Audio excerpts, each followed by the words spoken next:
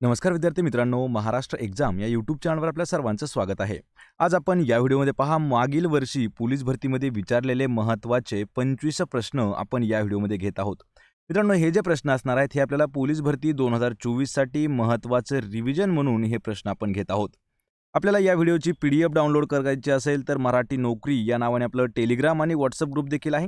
त्या दोघांच्याही लिंक्स मी तुम्हाला डिस्क्रिप्शनमध्ये दिल्या आहेत. त्या ठिकाणी जाऊन आपण चॅनलला जॉईन करा, म्हणजे तुम्हाला डेली याच पद्धतीचे व्हिडिओ जे आहेत त्या ठिकाणी पाहायला मिळणार आहेत. मित्रांनो, चॅनलवरती जर नवीन असाल तर लगेच आपल्या महाराष्ट्र एक्झाम या यूट्यूब चॅनलला देखील सबस्क्राईब करून ठेवा, म्हणजे तुम्हाला डेली अशाच पद्धतीचे व्हिडिओज हे पाहायला मिळतील. चला तर व्हिडिओला सुरुवात करूया.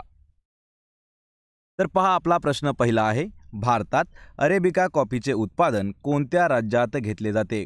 मित्रांनो, प्रश्नाचं उत्तर जर येत असेल तर 3 ते 5 सेकंदामध्ये आपण प्रत्येक प्रश्नाचं उत्तर हे कमेंट करून द्यायचं आहे, म्हणजे एक प्रकारे आपलं रिव्हिजन देखील याच व्हिडिओमध्ये होऊन जाईल. तर पहा, भारतामध्ये अरेबिका कॉफीचं उत्पादन जे आहे हे कर्नाटक, म्हणजेच पर्याय क्रमांक 4 आपलं उत्तर होईल, कर्नाटक या राज्यामध्ये घेण्यात येतं. पर्याय क्रमांक 4 आपलं योग्य उत्तर होईल.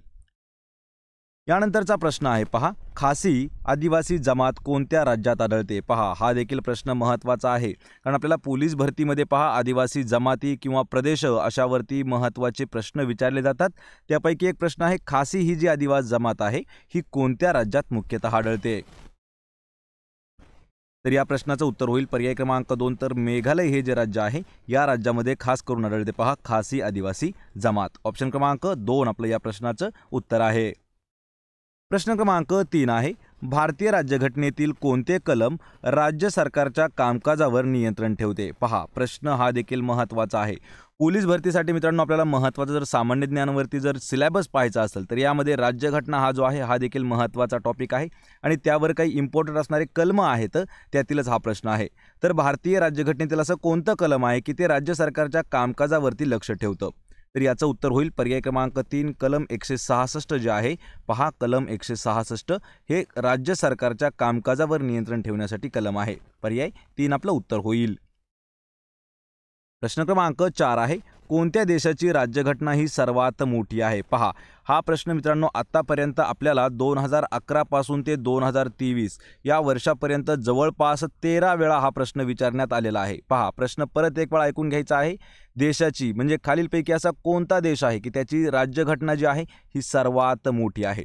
आणि या प्रश्नाचं उत्तर होईल, पहा, पर्याय क्रमांक 4, तर भारत जो आहे याची राज्यघटना सर्वात मोठी आहे. ऑप्शन क्रमांक 4 आपलं उत्तर होईल. प्रश्न क्रमांक 5 आहे, 2011च्या जनगणनेनुसार कोणत्या भारतीय राज्याची लोकसंख्या घनता सर्वात कमी आहे? पहा, या ठिकाणी आपल्याला घनता असं विचारलं आहे, तर खालीलपैकी असं कोणतं राज्य आहे की त्या राज्याची लोकसंख्येची घनता ही सर्वात कमी आहे? पण कधी आहे? 2011च्या जनगणनेनुसार. भारतात दर 10 वर्षानंतर पहा जनगणना होत असते, आणि आपली शेवटची जनगणना झालेली आहे 2011 या वर्षी. 2021ला कोविडमुळे घेण्यात आलेली नाही, लक्षात ठेवायचं आहे. त्यामुळे जे काही आपल्याला प्रश्न येतील जनगणनेनुसार हे आपल्याला 2011चेच असणार आहेत. आणि सर्वात लोकसंख्येची घनता कमी असणारं राज्य होतं, पहा, अरुणाचल प्रदेश. पर्याय क्रमांक 3 आपलं या प्रश्नाचं अचूक उत्तर असणार आहे. प्रश्न क्रमांक 6 आहे, गुरु शिखर खालीलपैकी कोणत्या राज्यामध्ये आहे? पहा, गुरु शिखर हे जे आहे हे कोणत्या राज्यामध्ये स्थित आहे? यामध्ये अजून आपल्याला इम्पॉर्टंट प्रश्न असे विचारले जातात, पहा, शिखर किंवा पर्वत त्यांचे जिल्हे आणि त्यांचे राज्य यावरही आपल्याला विचारले जातात. लक्षात ठेवा, महाराष्ट्रातील जर आपल्याला शिखर किंवा पर्वत जर विचारलं तर ते कोणत्या जिल्ह्यात आहेत असा आपल्याला प्रश्न विचारला जातो. पण जर आपल्याला देश पातळीवरचे जर आपल्याला विचारण्यात आले पर्वत किंवा पर्वतरांगा, तर त्या ज्या आहेत ना त्या आपल्याला विचारल्या जातात, पहा, राज्यामध्ये कोणत्या आहेत? तर गुरु शिखर हे जे आहे हे राजस्थानमध्ये स्थित आहे. पर्याय क्रमांक 2 आपलं या प्रश्नाचं योग्य उत्तर होईल. प्रश्न क्रमांक 7 आहे, हिमालयातील कोणत्या पर्वत शिखराला सागरमाता असेही म्हटलं जातं? मित्रांनो, यामध्ये जेवढे काही आपण 25 प्रश्न घेतलेले आहेत, पहा, हे 25चे 25 प्रश्न आपल्याला पोलीस भरतीमध्ये विचारण्यात आलेले आहेत, आणि हे फक्त आपण रिव्हिजन म्हणून घेत आहोत. तर पहा, हिमालयातील असं कोणतं पर्वत आहे की त्याच पर्वताला सागरमाथा असंही नाव आहे?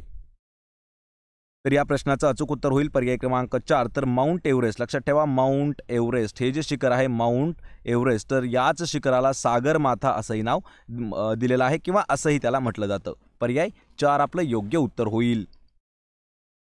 प्रश्न क्रमांक 8 आहे, पंडित बिरजू महाराज खालीलपैकी कोणत्या नृत्यशैलीशी संबंधित होते? यावर मित्रांनो आपल्याला 2 वेळा प्रश्न विचारण्यात आलेला आहे आणि दोन्हीही वेळा आपल्याला विचारण्यात आला आहे पोलीस भरतीवरती आणि याच प्रश्नाचा उल्लेख आपल्याला तलाठी भरतीची TCS पॅटर्नने झाली आहे 2023 मधील, तर त्यामध्ये हा प्रश्न आपल्याला आढळून येतो. पहा, पंडित बिरजू महाराज हे कोणत्या नृत्यशैलीशी संबंधित आहेत? तर या प्रश्नाचं योग्य उत्तर असणार आहे पर्याय क्रमांक 1, तर कथ्थक नृत्याशी संबंधित आहेत पंडित बिरजू महाराज. पर्याय क्रमांक 1 आपलं या प्रश्नाचं उत्तर होईल.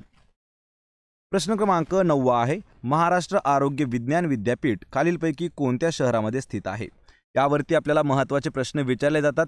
जे काही विद्यापीठ आहेत आणि ज्या काही संस्था आहेत महत्त्वाच्या, तर त्या संस्था कोणत्या डिस्ट्रिक्टमध्ये येतात किंवा कोणत्या जिल्ह्यामध्ये येतात यावरही आपल्याला प्रश्न विचारला जातो. कधीकधी आपल्याला त्याची स्थापना देखील विचारली जाते. तर पहा, महाराष्ट्र आरोग्य विज्ञान विद्यापीठ हे जे आहे हे आहे पहा नाशिक या शहरामध्ये. पर्याय क्रमांक 2 म्हणजेच नाशिक जिल्हा आपलं योग्य उत्तर असणार आहे.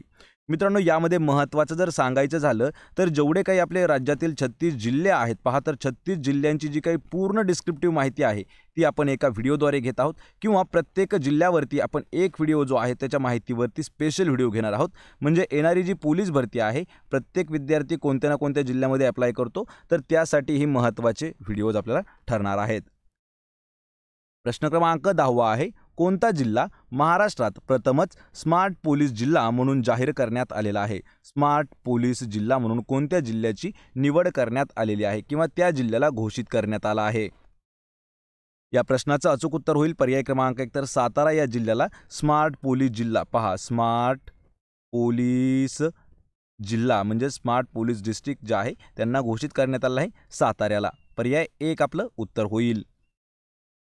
प्रश्न क्रमांक 11 आहे, देशातील पहिले डिजिटल गाव हे महाराष्ट्र राज्यातील कोणत्या जिल्ह्यामध्ये आहे? पहा, या ठिकाणी अजून एक महत्त्वाचा प्रश्न आहे की देशातील आपल्या पहिलं डिजिटल गाव विचारलं आहे, म्हणजे पहिलं डिजिटल विलेज जे आहे हे महाराष्ट्रातील कोणत्या जिल्ह्यामध्ये आहे?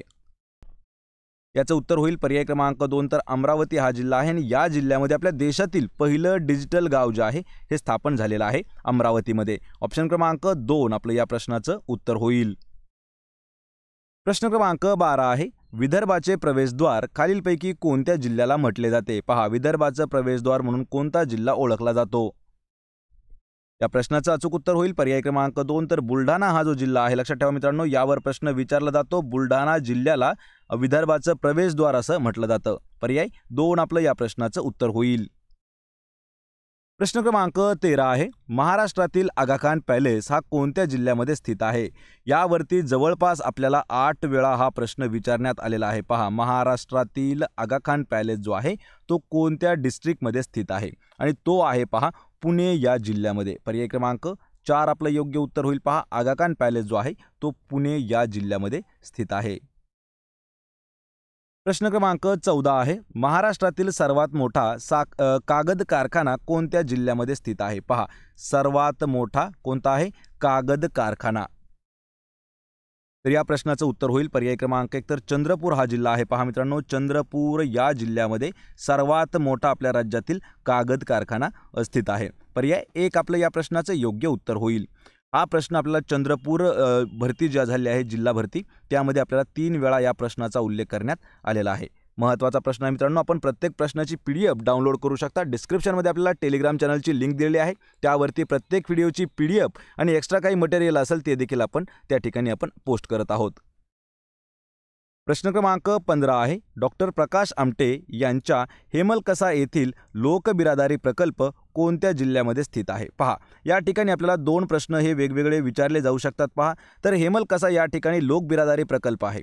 प्रश्न असाही विचारला जाऊ शकतो की लोकबिरादारी प्रकल्प कोणत्या ठिकाणी स्थित आहे? तर हेमलकसा या ठिकाणी स्थित आहे.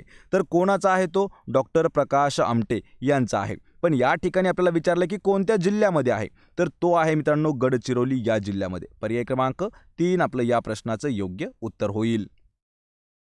प्रश्न क्रमांक 16 आहे, भारत हा हिंदी लोकांसाठी आहे अशी घोषणा पहिल्यांदा कोणी केली होती? पहा, भारत हा देश किंवा भारत हा हिंदी लोकांसाठीच आहे अशी घोषणा कोणी केली होती? या प्रश्नाचं अचूक उत्तर होईल पर्याय क्रमांक 4, तर दयानंद सरस्वती यांनी केलेली घोषणा आहे. पहा, भारत हा हिंदी लोकांसाठी आहे. पर्याय 4 आपलं योग्य उत्तर होईल. प्रश्न क्रमांक 17 आहे, खालीलपैकी कोण लोकनायक या नावाने प्रसिद्ध आहेत? पहा, लोकनायक या नावाने प्रसिद्ध असणारं व्यक्तिमत्व खालीलपैकी कोणतं आहे? यावर मित्रांनो आपल्याला प्रश्न अजून विचारले जातात. एखादं व्यक्तिमत्व आणि त्याचं टोपण नाव यावरती आपल्याला नेहमी प्रश्न विचारले जातात. तर लोकनायक या नावाने प्रसिद्ध कोण आहेत? तर जयप्रकाश नारायण. पर्याय क्रमांक 2 आपलं या प्रश्नाचं योग्य उत्तर होईल. त्यांना म्हटलं जातं पहा लोकनायक. ऑप्शन 2 आपलं करेक्ट आन्सर होईल. प्रश्न क्रमांक 18 आहे, गुलामाला गुलामीची जाणीव करून द्या म्हणजेच तो बंड करून उठेल. पहा, हे विधान जे आहे हे कोणाचं आहे असा प्रश्न आहे. विधान परत एक वेळा ऐका. गुलामाला गुलामीची जाणीव करून द्या म्हणजे तो बंड म्हणजेच लढा करून उठेल. हे विधान कोणाचं होतं?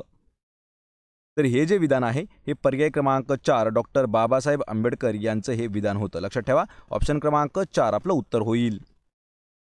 प्रश्न क्रमांक 19 आहे, भारतात बेरोजगारीचे मोजमाप खालीलपैकी कोणती संस्था करते? पहा, प्रश्न हा महत्त्वाचा आहे मित्रांनो. यावरती आतापर्यंत आपल्याला फक्त आणि फक्त 2 वेळा हा प्रश्न विचारण्यात आलेला आहे. तो पण त्यापैकी एक प्रश्न जो आहे हा संस्थेवरती आधारित प्रश्न होता. लक्षात ठेवा, भारतामध्ये बेरोजगारीचं मेजरमेंट म्हणजे मोजमाप करण्याचं जे काम आहे ते आहे पहा राष्ट्रीय नमुना सर्वेक्षण संस्थेचं. पर्याय क्रमांक 3 आपलं योग्य उत्तर असणार आहे. रिझर्व्ह बँकेचं वेगळं आहे, राष्ट्रीय रोजगार विभागाचं वेगळं आहे आणि राष्ट्रीय शेअर बाजाराचं वेगळं आहे.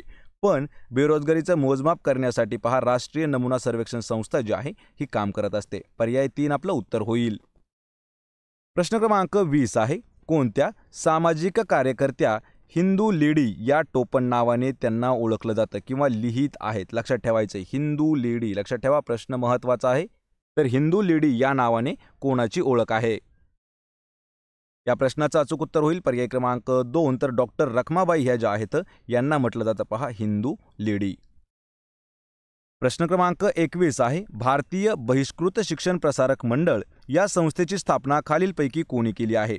मित्रांनो, हा प्रश्न थोडासा इम्पॉर्टंट असणारा प्रश्न आहे पहा, कारण असे प्रश्न आपल्याला नेहमी विचारले जातात. संस्था आणि त्यांचे जे संस्थापक आहेत यावरही आपल्याला प्रश्न हे नेहमी विचारले जातात. तर भारतीय बहिष्कृत शिक्षण प्रसारक मंडळ या संस्थेची जी स्थापना आहे ती केलेली आहे पहा पर्याय क्रमांक 4 डॉक्टर बाबासाहेब आंबेडकर यांनी केलेली आहे. हा प्रश्न आत्तापर्यंत आपल्याला भरपूर वेळा विचारण्यात आलेला आहे. लक्षात ठेवायचे, त्यामुळे हा प्रश्न देखील इम्पॉर्टंट आहे. तर आपण मित्रांनो काही व्हिडिओ असे देखील घेणार आहोत की त्यामध्ये समजा बाबासाहेब आंबेडकर आहेत तर त्यांनी आत्तापर्यंत काय काम केलं आहे तर त्यावरही आपण महत्त्वाचे व्हिडिओ जे आहेत ते लवकरात लवकर घेऊन येण्याचा प्रयत्न करणार आहोत. प्रश्न क्रमांक 22 आहे, महाराष्ट्रातील वाघ्या मुरळी प्रथेविरुद्ध कोणी चळवळ उभारली होती? पहा, महाराष्ट्रामध्ये आपल्या वाघ्या मुरळी ही जी एक प्रथा आहे पहा, तर त्या प्रथेविरुद्ध कोणी एक चळवळ जे आहे किंवा आंदोलन जे आहे ते उभारलं होतं? आणि या प्रश्नाचं उत्तर होईल पहा पर्याय क्रमांक 1 तर वीरा शिंदे म्हणजेच विठ्ठल रामजी शिंदे यांनी आपल्या राज्यात होणाऱ्या वाघ्या मुरळी ही जी प्रथा आहे त्या प्रथेविरुद्ध एक चळवळ उभारली होती विठ्ठल रामजी शिंदे यांनी. ऑप्शन क्रमांक 1 आपलं या प्रश्नाचं उत्तर होईल. प्रश्न क्रमांक 23 आहे, डेसिबल या एककाने कशाची मोजणी केली जाते? विज्ञानामध्ये हा प्रश्न जो आहे आपल्याला आत्तापर्यंत 4 वेळा विचारण्यात आलेला आहे. पहा, डेसिबल या एककाने कशाची मोजणी केली जाते? तर डेसिबल जे आहे हे ध्वनी म्हणजेच आवाज. लक्षात ठेवा, ध्वनीची तीव्रता मोजण्यासाठीचं एकक आहे पहा डेसिबल. ऑप्शन क्रमांक 1 आपलं योग्य उत्तर होईल. प्रश्न क्रमांक 24 आहे, महिलांना अल्पदरात सॅनिटरी नॅपकिन देण्याच्या उद्देशाने महाराष्ट्र सरकारने 8 मार्च 2018 पासून कोणती योजना सुरू केलेली आहे?